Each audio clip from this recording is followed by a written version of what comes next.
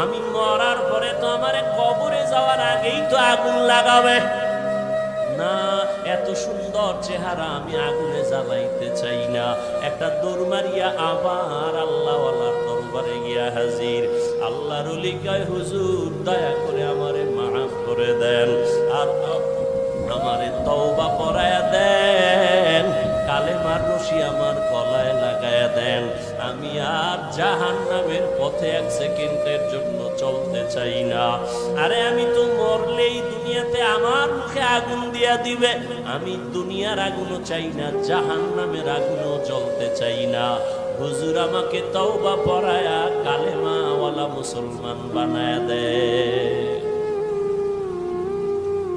উলামায়ে আহলে হকের মজলিসে বসার দ্বারা মানুষের মরা দিল জিন্দা হয়ে যায়।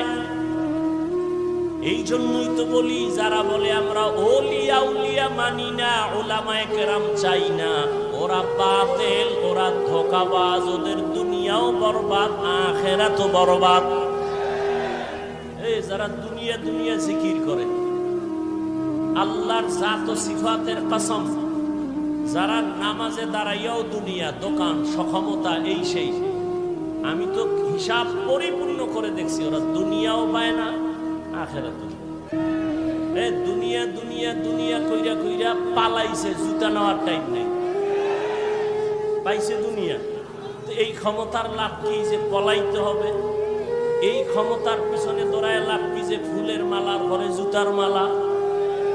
এই 10তলা বিল্ডিং এর বাহাদুরি করে লাভ কি যে বিল্ডিং এ ঘুমানের কপাল হবে না? ওই কোটি কোটি টাকা ব্যাংকে রেখে লাভ কি যে টাকা আমি ভোগ করতে পারবো না? তাহলে দুনিয়া দুনিয়া কইরা না পাইলো দুনিয়া, না পাইলো আখেরাত। আর যারা আখেরাত আখেরাত করে, এরা ইনশাআল্লাহ আখেরাত তো পাবেই, দুনিয়ায় যা পাবে বোনাস।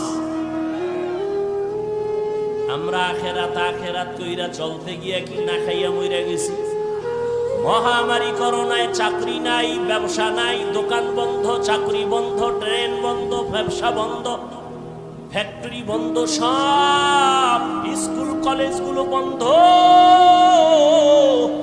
কিন্তু খবর নিছেননি, কোরআনের একটা মাদ্রাসাও বন্ধ হয় নাই। বন্ধ হইছে? কোন হুজুর কি না খাইয়া ঢাকার শহরে ভিক্ষা করেছে? কষ্টে যদিও জীবন কাটাইছে, কিন্তু গভীর রজনীতে আমার মাওলার সাথে কথা বলছে। অতিও গভীর হয় রজনী যখন